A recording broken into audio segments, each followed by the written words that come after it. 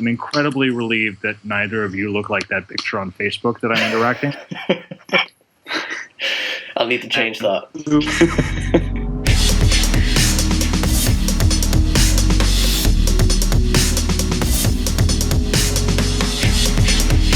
Hey guys, welcome to Propane Fitness Podcast, episode 10. We've got something a little bit different for you this week. We have Julien Smith, who is a New York Times writer and has written a free ebook that you can get online called The Flinch. Both myself and Johnny have read this twice, and it's an absolutely fantastic read. So he defines the flinch, well, the dictionary defines the flinch as to draw back or shrink, as from what is dangerous, difficult, or unpleasant. And so the argument in his book is basically that flinch is a vestigial response that was useful when we were under physical threat, whereas now in our sort of first world lives, a lot of the things that elicit that fight-flight response, it's no longer an appropriate response to have, and it just holds us back from things that we want to really achieve.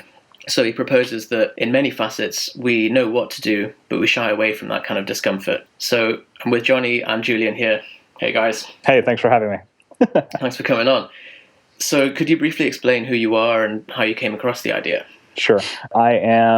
I was a writer before I wrote that book. I had written one book that was a New York Times, Wall Street Journal bestseller that was maybe probably like one of the first social media books or social media marketing books ever. And one of my sort of mentors for a long time was a guy called Seth Godin, who's a really famous marketing writer. And him and I worked together on a project that slowly became this book that you're talking about, which was a totally different thing than any other book I had ever written. And while it was happening, while I was writing the book, I was also in the middle of talking about intermittent fasting, crazy amounts of parkour, a lot of weightlifting, and just like a million different sort of physically challenging things. And despite sort of being in the business and marketing world, which is where I am now, like I run a startup, that's growing and all these things. In the middle of that entire process, I came out with this book that was fundamentally just all about psychology, and that a lot of people have really taken to, particularly in the weightlifting world, in the CrossFit world, in the paleo world, all these other things, And a lot of it kind of came from like a really visceral place when I was going through a lot of stuff.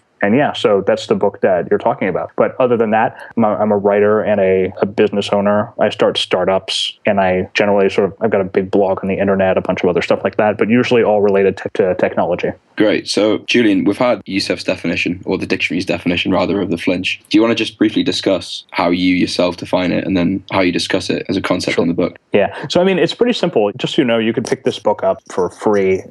We made a deal back with Amazon, which is actually impossible to make now, to make this book perpetually free. So it's one of the only books on Amazon that's perpetually free. So even now, 3 years or something after it's been published, you can go and you can download it. And it was deliberately created like that so that anyone can read it, because we thought it was a really worthwhile message. And if you need a translation, it's also been translated to like French, Japanese, Portuguese, a million different languages, and you can find it there. The basis of the book is that basically like we're what a friend of mine would call jungle surplus hardware in our brain, which is fundamentally super useful in the natural environment that we were brought up in, historically, that we evolved in, but that is incredibly useless here where we are now in our daily lives. And so many of the things that provoke pain are creating a reaction in us, which is to flinch away, like physically a flinch. And the example that you can use for flinching is really like, no matter how much you train yourself or anything like that, if someone tries to hit you or pretends to hit you, you will flinch. And just like if a fly passes in front of your eyeball, even though it's not dangerous at all, it will cause you to flinch in a physical way. A majority of the things that cause us to have that reaction are fundamentally not dangerous at all. And so we should re-examine our initial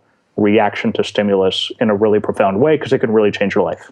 It is really cool that you gave away this book for free. And for anyone that's listening, if you haven't read this book, I really implore you to have a look at it. It certainly is worthwhile and was life-changing in the way that I form my attitudes, and likewise with Jonathan. So, Julien, how does the flinch manifest in everyday first world life? Yeah, so this is the famous example from the book that everyone brings up is this idea of a cold shower. So the idea of the cold shower is very simple. The book has a bunch of exercises, and you can do the exercises to provoke your your physiological brain to react in fear on purpose. And you can actually, not just physiological, but like your reptilian hindbrain that wants to protect you from danger, but also the other parts of your brain that are sort of evolved on top of that say like, hey, don't make people feel uncomfortable, like a bunch of other inconsequential actions that you take, but that really feel dangerous to you. And so the principal one that I bring up in the book is the idea of this cold shower, where you just like, you can stand in front of it and it's not dangerous, and there is no data that tells you that this is bad in any way, but your body just does not want to do it. And your brain does not want to do it. It doesn't want to step into an ice cold shower because of this jungle surplus hardware, because it thinks that's a really bad thing to do. It's super dangerous. You could die, despite the fact that that's entirely not true. And there's actually hundreds of responses like this to lots of different stimulus. They're all wrong, and they're all kind of, in a way, putting you in a bad situation instead of a better one. I think it's quite interesting that we've seen this, obviously your book, and then also the ideas that go with it pop up a lot in the fitness industry. What examples have you observed within fitness of the flinch rearing its ugly head, as it were? So when I still lift weights now, but like when I was heavily into lifting, I was very much in that whole, 5 rep to failure kind of 5 rep max, very, very heavy weights that are scary, so scary that you're just looking at the weight, even though you've racked it, and you're just looking at it and you're like, I don't want to do that. I don't want to do that. I don't want to do that, because it's just so bad. And you've done it before, and you did it last week at the same weight, but it doesn't matter. You may actually just avoid the gym entirely just to avoid that one, For me, it might be deadlifts. Yeah, it's probably deadlifts. And so you see it in a lot of different ways, and really like what your body is provoking you to do. Your body doesn't want you to be successful and strong and all these things. Your body really just wants you to have sex, have children, and then die. It doesn't care about anything else. As long as you reproduce once, then you've done a good job. If you reproduce multiple times, then according to your biology, you are a successful unit of the human race. So unfortunately, we're conscious and we have different standards. So we have to ignore our basic biology in order to be able to do the things that we truly want to do in life. And when you're in any kind of exercise, any kind of diet, whatever, you're constantly fighting against this physiological reaction that is just saying to you, like, no, like, eat more, don't do hard things, even though and the research shows it's good for you. You certainly have seen that with the heavy set of 5 reps or something. One thing that really elicits a flinch reaction for me is squat widowmakers, which is where you take your 10 rep max. Johnny's laughing because he knows he's done this. You take your 10 rep max for squats, and you would perform 10 reps and then keep the bar on your back, take 5 to 6 deep breaths, and then just go for another rep, and you've got to keep going until you get 20. And it is possible as long as you just breathe and take long enough breaks, to perform 20 reps with your 10 rep max, and the bar remains on your back the whole time. But the set takes about 3 to 5 minutes, and you usually throw up afterwards if you've done it right. So yeah, there's certainly on the physical level, there's that. But one thing that I think we've seen, particularly with nutritional coaching, is a much more insidious form of the flinch in people getting bogged down in details, for example, with their diet, and procrastinating through optimization. Rather than knowing that what they need to do to lose fat is eat a calorie deficit, they'll get very focused on nutrient timing and the biochemistry of things, and looking for the silver bullet, or the magic bullet rather.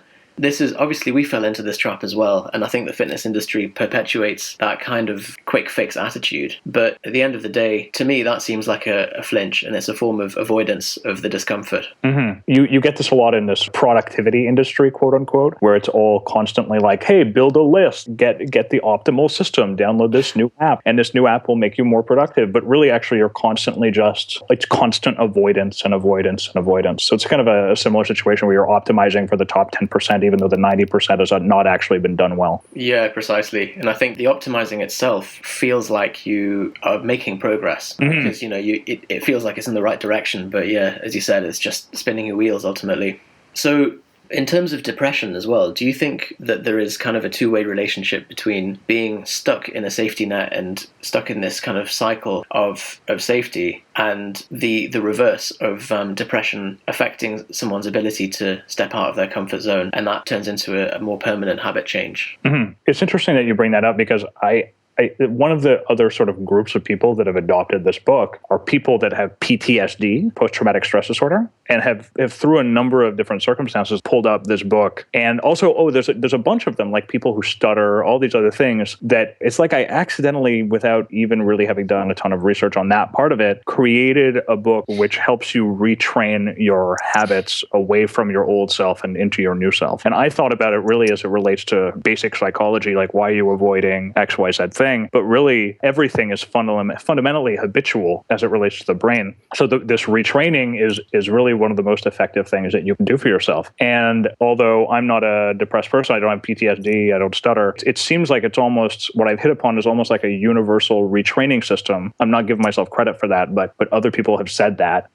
allows you to just like take this bad thing that you don't like, get one layer above it, and then retrain yourself so that you can react differently to it. I can't speak personally to that. Like, I'm not a person who has depression or anything like that. And I know that it's real and it's not just about being sad. It's a real thing that real people deal with. But in a lot of cases, I've written a number of articles actually that are either on my blog or this book that have resulted in people going, oh my God, this has totally changed the way that my view is about X, Y, or Z thing. And largely X, Y, or Z thing is something that I've personally never experienced. Makes a lot of sense, though. I think you've touched on something there with the flinch that is so pervasive that it does seem to affect all aspects of, I suppose, the way that we approach discomfort. And if discomfort is everywhere, we're going to be witnessing the flinch in all of those facets of life. Yeah, and it's interesting. Like I haven't read the book in a while, although I do keep it on my my Kindle to reread every little while, going like, wow, I can't believe I made something this good.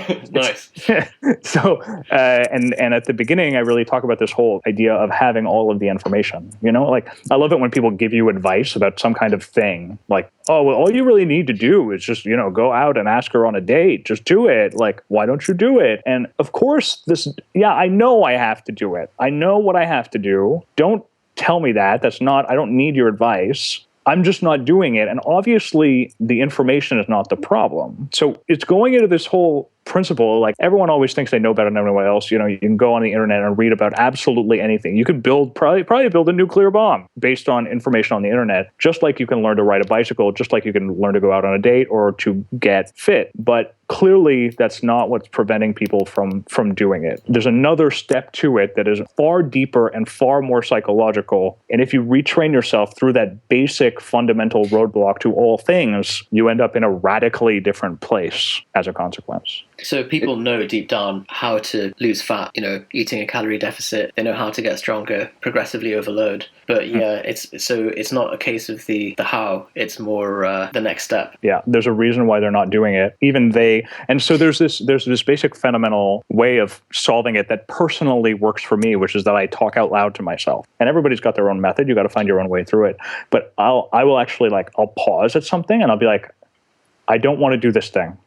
Why is that? Like, what is it that I'm afraid of right now? And I'll say it out loud, not in the street to get everybody to look at me, but I'll do it when I'm by myself, and I'll talk myself through the problem. Like, why is it that I binge eat at 3:00 in the morning? Okay, well, clearly I hadn't eaten enough protein that day. Well, why don't I eat enough protein? And you just walk yourself through the entire problem till you get to the core of it. And there's this question about 5 whys. Ask yourself why and why and why and why and why again, and eventually you get to the bottom, which is like, I'm scared or something. And if you could just address that basic why, you fundamentally solved all the problems. It seems like a common theme with all of the things you're mentioning is that we kind of flinch to keep ourselves in our comfort zone, and that once we experience the boundary to our comfort zone, we kind of flinch at the perimeter to that. I guess there are some, you're mentioning kind of some obvious examples, like not wanting to ask somebody out on a date, for example. You're very aware of the fact that that's something you're trying to achieve and then not achieving it. But there are obviously also examples where we're maybe not aware of the flinch occurring. For example, being in a job that we're perhaps, if we're honest with ourselves, we don't want to be in, or being in a relationship that we perhaps don't want to be in.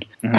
How do you recommend that people kind of find these blind areas in their life where it's maybe the flinch that's keeping them in these areas? Yeah, so it because it is a basic biological reaction. All of this, by the way, comes from Navy SEAL training and all these other sort of reflex mechanisms, because you can never get rid of the flinch entirely, but you can retrain it. And there are people in the military, in the police force, and all these other very stressful jobs that have retrained themselves to be able to flinch forward instead of flinching back. But, MMA is actually a great example, because MMA is when you're going to get hit, your instinct is to flinch away, but actually the best thing you can do for yourself is to lean into the punch. It is more effective. You get less hurt. There's all these other things that you have to retrain your basic biology about. So it's like the way that you generally feel these things is you feel them like either a tension in your chest, or you feel them through some kind of basic biological mechanism that you can learn to find in yourself and then learn to react in the opposite way. So going back to the shower example,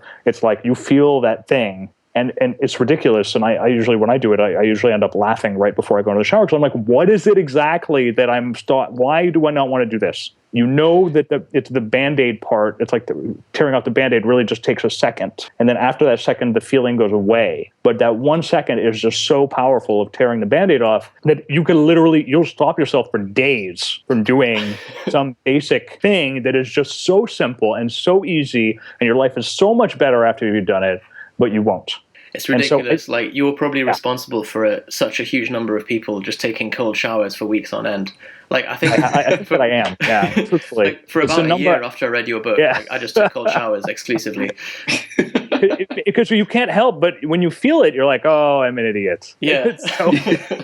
Like, oh, it's so stupid. But that feeling is really profound because then you're like, oh, I'm dumb. I'm dumb about so many things. And then you can start to become clear about what those things are that you're dumb about. And it's a very freeing thing because another way to think about this from a different angle is to say, okay, well, everyone's wrong about some things. So what are these things that I'm fundamentally wrong about? I must be wrong about 50% of the things that I think right now. But obviously, I think that they're all right. I think every decision that I've made is right until I've made it, and I realize later it was wrong. So what if I took another perspective of 50% of my thinking is wrong right now and try to revisit it in a different way? And so this is the cold shower is a really good way to sort of get that feeling on purpose so that when you feel it in the real environment in your life, you can go, I see, I'm just stopping myself here because I'm having some kind of reaction, but it's not helping me, and you can just move right past it. Here's a great example in my life right now is that for some reason, I'm totally able to hire plenty of people in my job, and I've hired probably 4 people, I think, in the past 3 weeks, but I could not for the life of me hire an office manager. I was like, where do you find office managers? I couldn't figure it out. And it's so stupid. All I had to do was write the fucking job description and put it on the internet, and I've gotten 50 candidates, and now I've hired someone. But that idea of writing a job description for an office manager was like a mental block for me that I could not get past. And I can't even explain it to you because it's so dumb. But we have so many of those in our life, and it just blocks out productivity or progress or whatever in thousands of tiny different ways.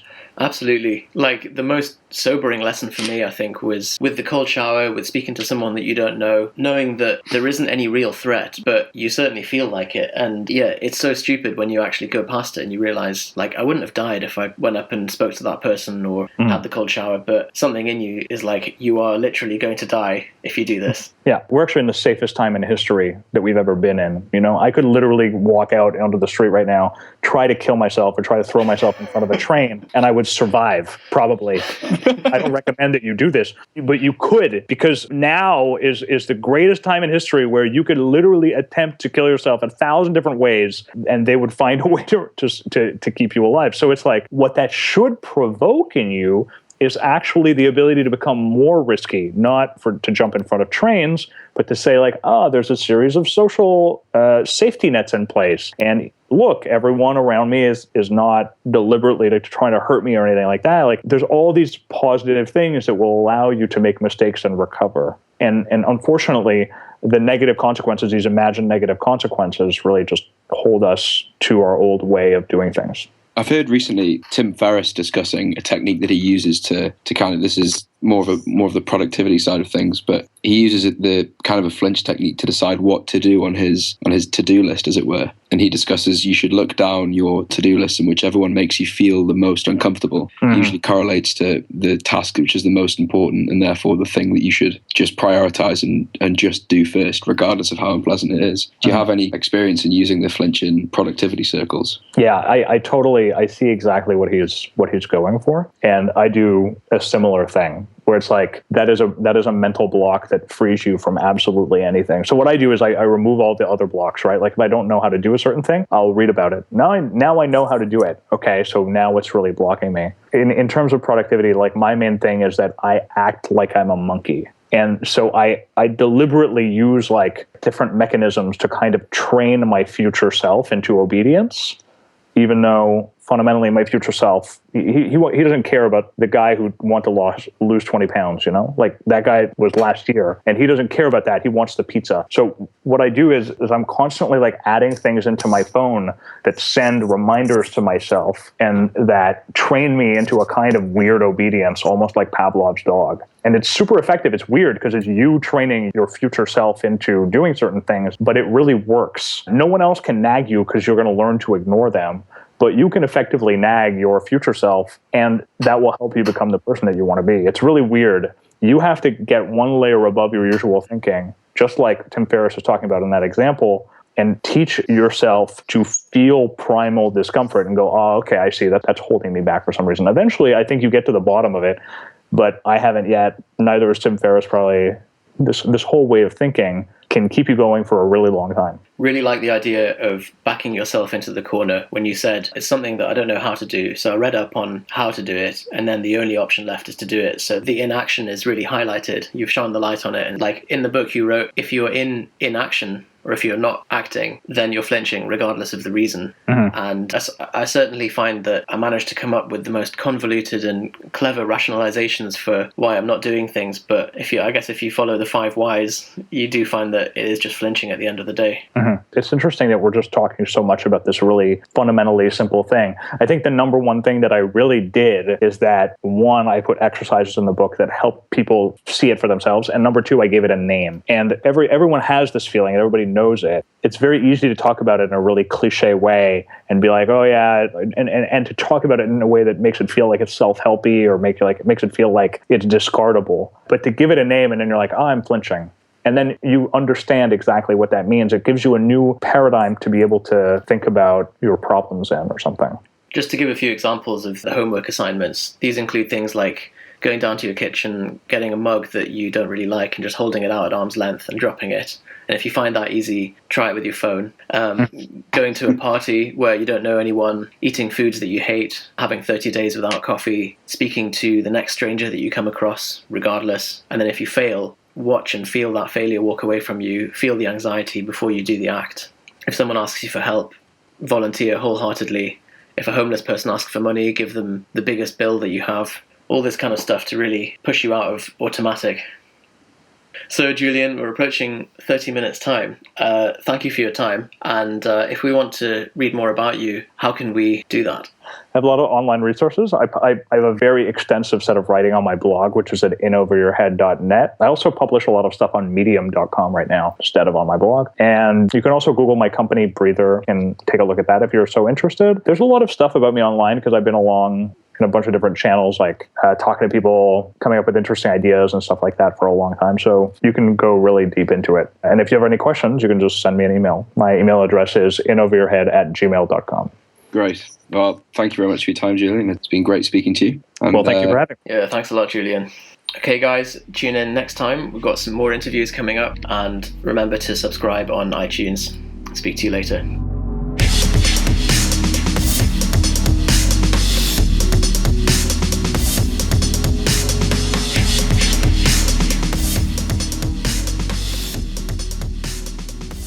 So,